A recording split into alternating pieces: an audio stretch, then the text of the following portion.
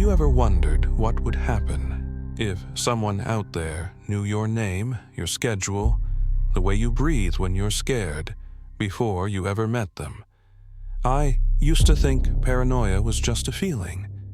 But after what happened last winter, I realized paranoia sometimes is a warning. Because the man who came to my door knew everything about me.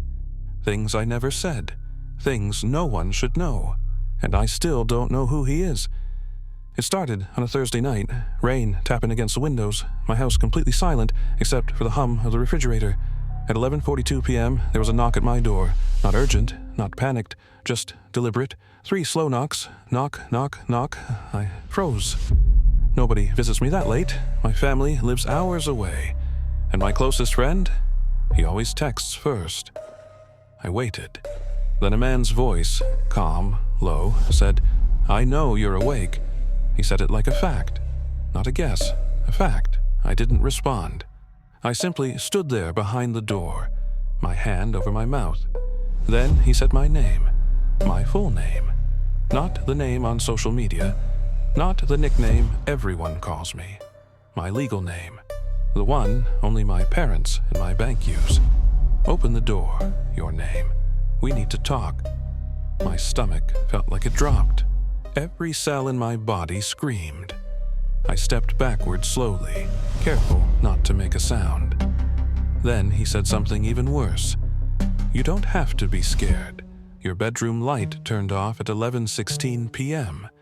You brushed your teeth at 10:58. You made tea at 9:31. That's when I realized. He wasn't guessing, he was watching. He listed more. The color of my blanket where I keep my spare key. The exact brand of cereal I ate for breakfast. How many steps it takes to walk from my bed to the kitchen, that I sleep with one foot uncovered, that I unplug my router every night at 1 a.m. Things no one could know from outside the house. My hands were shaking, my back pressed to the hallway wall. He kept talking to the door like he had all the time in the world.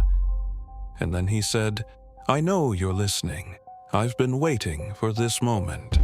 I ran to my room, grabbed my phone, and called 911. I whispered everything. "Operator, stay where you are. Don't approach the door. We're sending a unit." I could hear the man still talking, his voice drifting calmly through the house. He wasn't banging. He wasn't trying to break in. He was simply waiting. But then, he said my mother's name, then my sister's, then my workplace, then my exact birthday. I nearly dropped the phone. The police arrived 9 minutes later. Those 9 minutes felt like hours. The moment the headlights hit my driveway, the talking stopped. Officers searched the entire property. They looked for footprints in the mud, for tire tracks, for any trace that someone had been there. Nothing. Not a single print, not a single mark, not even water on the steps, despite the rain. One officer asked me if I might have dreamed it. Another suggested maybe it was just a prank. But when I replayed a recording I made on my phone, the look on their faces changed.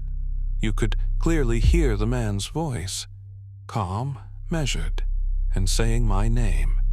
The last thing he said in the recording was, "Don't worry, I'll come back when you're ready to meet me." Police stayed with me for an hour, filed a report, promised to patrol the area. No one ever found a suspect. No one ever matched the voice. No cameras saw anyone enter or leave the street. Some nights, I still wake up at 11:42 p.m., the exact time he knocked, convinced I'll hear that same calm, steady voice outside my door. If you want more real stories like this, subscribe to Nightfall Archives. There are darker files waiting.